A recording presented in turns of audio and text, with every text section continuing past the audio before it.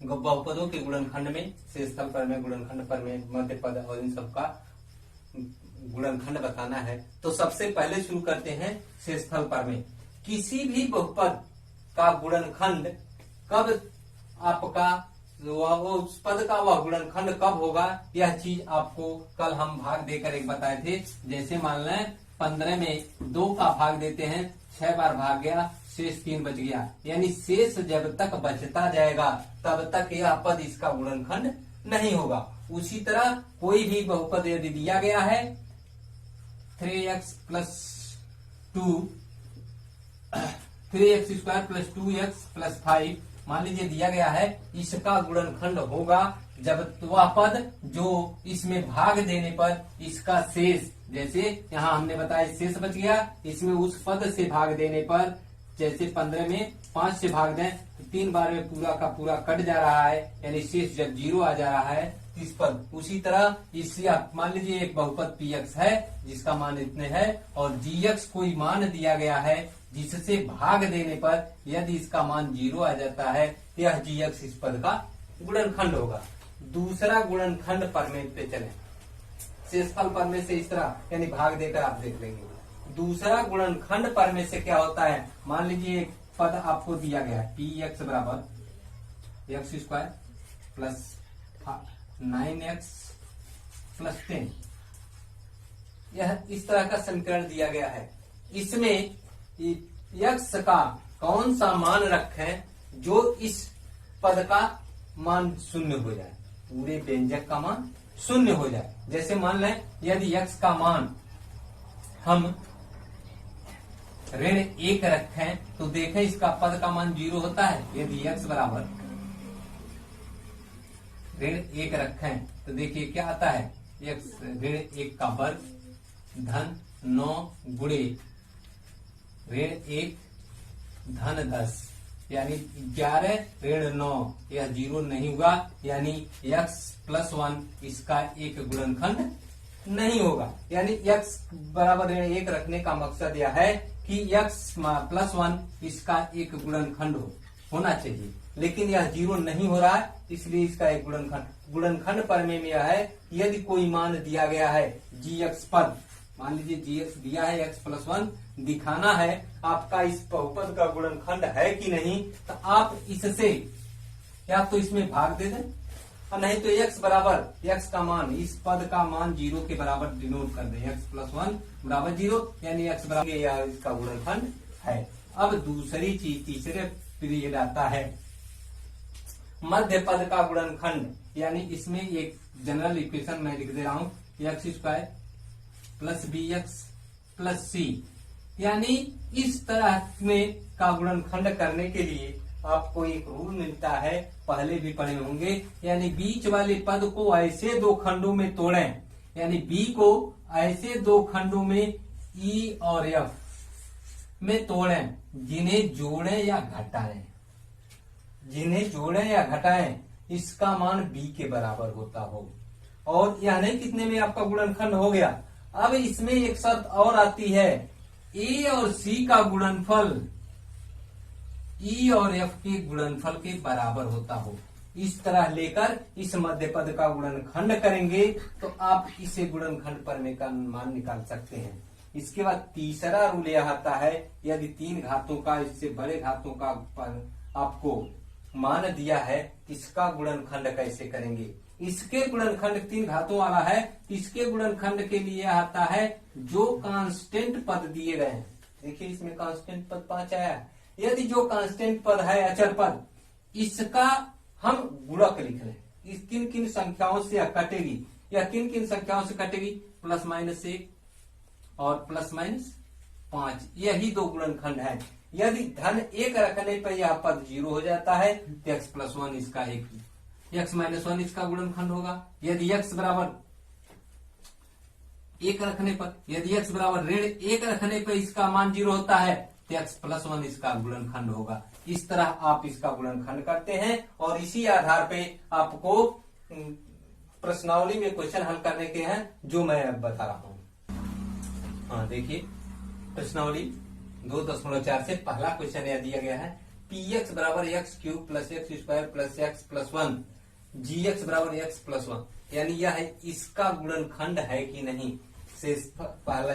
अब इसमें आपको पहले ही शेषफल प्रमेय में बताया था, यदि इस तरह का मान दिया है तो एक्स का मान निकालना है, इसके बराबर 0 रख दें और एक्स का मान निकालना है। एक्स बराबर क्या हो जाएगा, एक्स प्लस वन बराबर 0, तो एक्स बराबर ऋण 1। यदि इसका मान इसमें रखने पर यह पद 0 हो जाता है तो यह इसका एक गुणनखंड होगा। अब यही चीज यहां रख लें, देखिए एक्स क्यूब दिया तो एक्स बराबर 1 रखें, तो -1 का होल क्यूब प्लस -1 का होल स्क्वायर प्लस -1 का प्लस 1। देखिए अब खोल लें, एक पद 3 घात है, हम पहले भी बताए थे किसी भी ऋणात्मक संख्या के ऊपर यदि विषम घात हैं तो उनका मान ऋणात्मक में होता है। एक का कितना हूं चक्कर गुणा करें, 1 होगा ऋण 1। या सम घात है, किसी भी ऋणात्मक संख्या के ऊपर यदि सम संख्या का घात है तो उसका मान धनात्मक में बदल जाता है, तो यह धन 1 हो जाएगा। और फिर ऋण में धन का गुणा होगा ऋण और धन 1। देखिए सब एक दूसरे से कट गए, इसका मान 0 हो जाएगा, यानी इसका गुणनखंड यह है। लिखेंगे पी एक्स जी एक्स पी एक्स का गुणनखंड है, जी एक्स पी एक्स का गुणनखंड है। अब इसी तरह देखिए एक भाग और आप लोगों को यह दिया हुआ है क्वेश्चन, यह पहला था, यह चौथा है। इसमें देखिए यह चीज दिया X cube minus X square, कोष्टक में ऋण चिन्ह के साथ कोष्टक में 2 प्लस रूट 2x प्लस 2, यह भी इसी यही बताना है 2x प्लस 1 इसका गुणनखंड है कि नहीं है। अब वही प्रक्रिया टोटल यहाँ भी लागू कर, x बराबर ऋण 1 रखें, यदि इसका मान 0 हो जाता है तो कहेंगे कि यह इसका गुणनखंड है, 0 नहीं होता है तो कहेंगे गुणनखंड नहीं है, तो मान रख दें। फिर ऋण 1 का क्यूब, ऋण 1 का होल स्क्वायर, ऋण 2 प्लस रूट 2, यहाँ देखें देखिए x बाहर है, यह ऋण 1 यहाँ होगा प्लस रूट 2, इसे खोल लीजिए। यह फिर ऋण 1, देखिए यहाँ ऋण का मान क्या हो जाएगा, वर्ग के साथ है तो तो धन हो गया, लेकिन पहले से ऋण है तो भी ऋण 1 हो जाएगा। यहाँ देखिए ऋण में ऋण का गुणा होगा, क्या हो जाएगा, प्लस हो जाएगा, और इस कोष्टक में 2 प्लस रूट 2 और यहाँ हो जाएगा प्लस रूट 2। अब फिर खोल दें, फिर ऋण 1, देखिए यहाँ ऋण का मान क्या हो जाएगा, वर्ग के साथ है तो धन हो गया, लेकिन पहले से ऋण है तो भी ऋण 1 हो जाएगा। यहाँ देखिए ऋण में ऋण का गुणा होगा, क्या हो जाएगा, प्लस हो जाएगा, और इस कोष्टक में 2 प्लस रूट 2 और यहाँ हो जाएगा प्लस रूट 2। अब फिर खोल दें, देखिए ऋण 1 ऋण 2। अब यह धन चिन्ह है तो अंदर के कोष्टक के अंदर के चिन्ह नहीं बदलेंगे, 2 धन रूट 2 प्लस रूट 2, 2 से 2 कट गए, लेकिन यहां बच गया 2 रूट 2, 0 नहीं है, 0 नहीं है, तो कहेंगे जी एक्स पी एक्स का गुणनखंड नहीं है।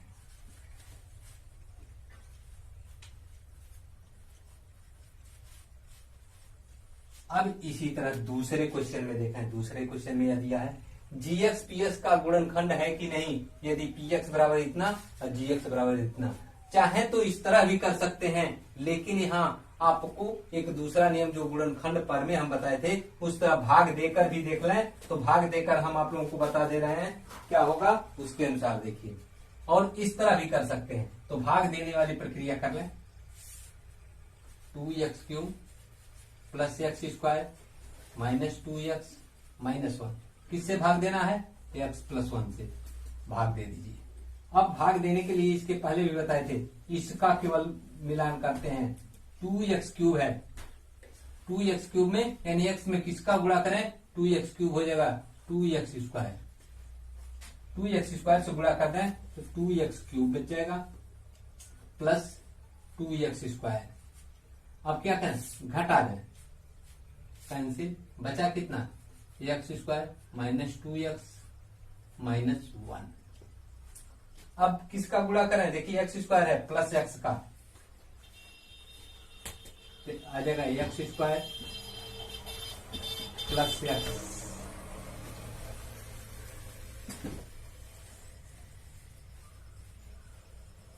यहां देखिए माइनस है, माइनस से गुणा करना पड़ेगा। घटाते समय नीचे के चिन्ह बदल जाएंगे, कैंसिल, बचा x minus one, minus x minus one.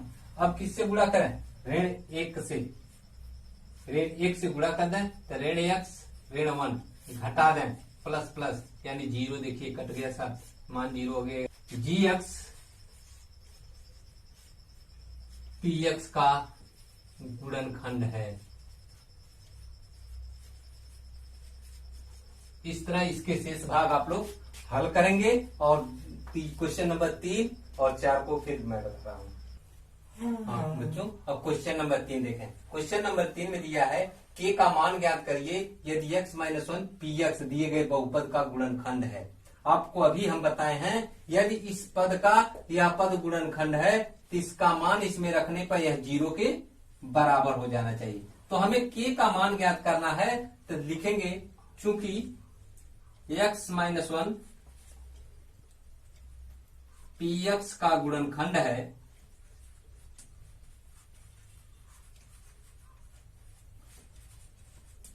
तो x बराबर एक रखने पर, x बराबर एक रख दें, इसका मान जीरो होने रखने पर पी एक्स बराबर जीरो, तब मान रख दें एक्स स्क्वायर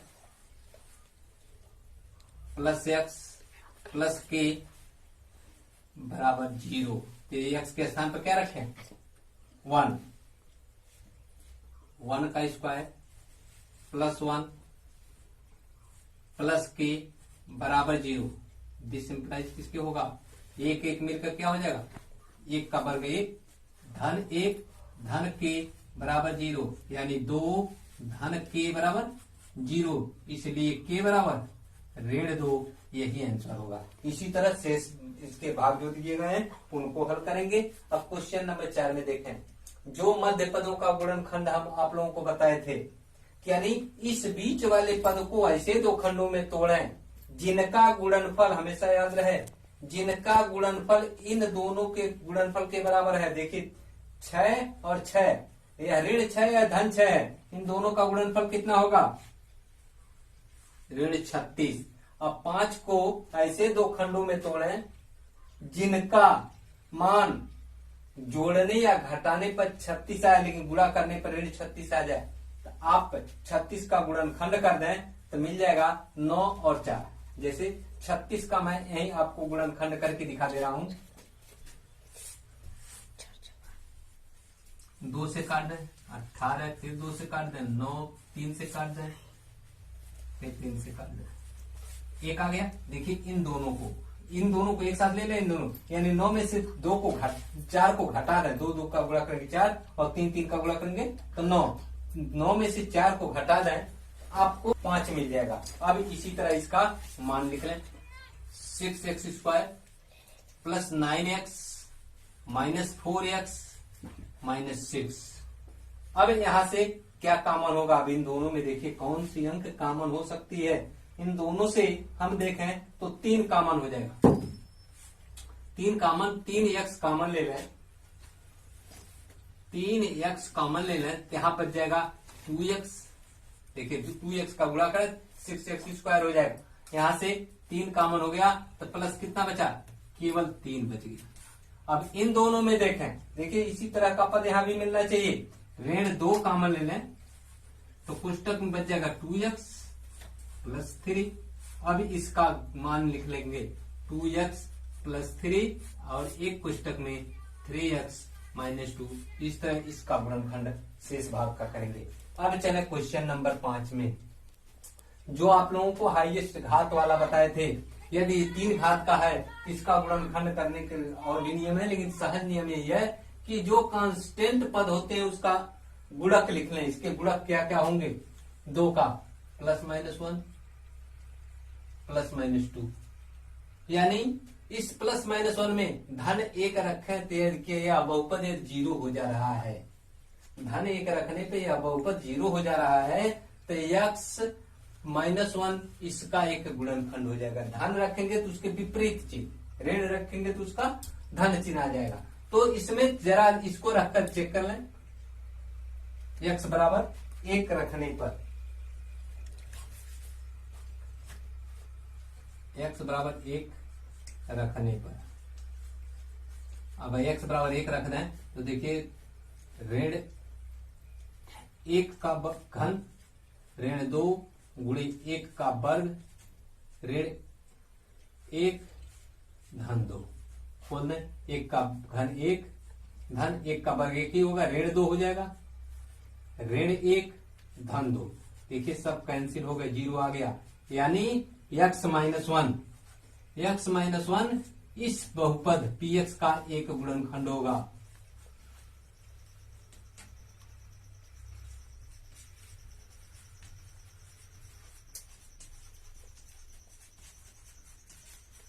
अब पूरा गुणनखंड अभी नहीं हुआ। x माइनस वन तो एक गुणनखंड आपको मिल गए, लेकिन बाकी का क्या होगा? बाकी के लिए x माइनस वन से इसमें भाग दे दें।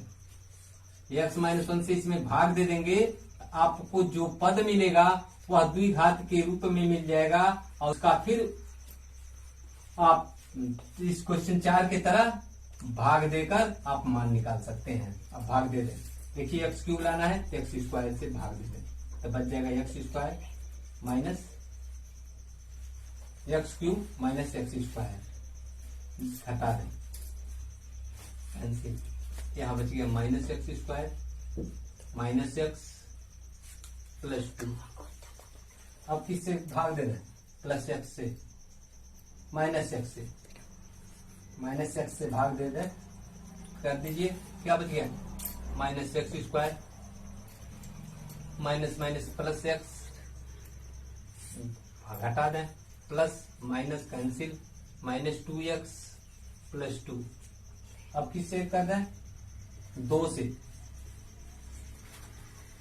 माइनस 2x लाना, माइनस 2 से गुणा करेंगे, माइनस 2 से गुणा कर दें तो आ जाएगा माइनस 2x प्लस 2, और घटाएंगे तो नीचे के चिन्ह बदल जाएंगे, कट जाएगा, 0 आ गया। देखिए अब एक पद आपको मिल गया, यानी यह गुणनखंड मिला है एक्स स्क्वायर माइनस एक्स और माइनस 2, यह एक पद मिल गया। तो इसमें क्या करें? इसके लिए अब इसका गुणनखंड करिए। इसका गुणनखंड में यह है कि एक्स स्क्वायर माइनस एक्स, यानी इस पद का गुणनखंड कर दें तो आपको मान निकल जाएगा। तो x square minus 2x plus x minus 2। अब देखें इसके लिए इसमें 2 पदों का गुणनखंड हो गया, तो इसमें से क्या कॉमन ले लें? x कॉमन ले लें तो x माइनस 2, और इसमें से प्लस 1 कॉमन ले लें तो x माइनस 2, और इसमें आ जाएगा x माइनस 2, और दूसरे कोष्टक में आ जाएगा x प्लस 1। इस तरह इसके संपूर्ण गुणनखंड आपके मिल गए। क्या? x माइनस 1, x प्लस 1 और x माइनस 2, इसके 3 खंड आपको मिल गए। इस तरह बाकी क्वेश्चनों को आप लोग हल करेंगे।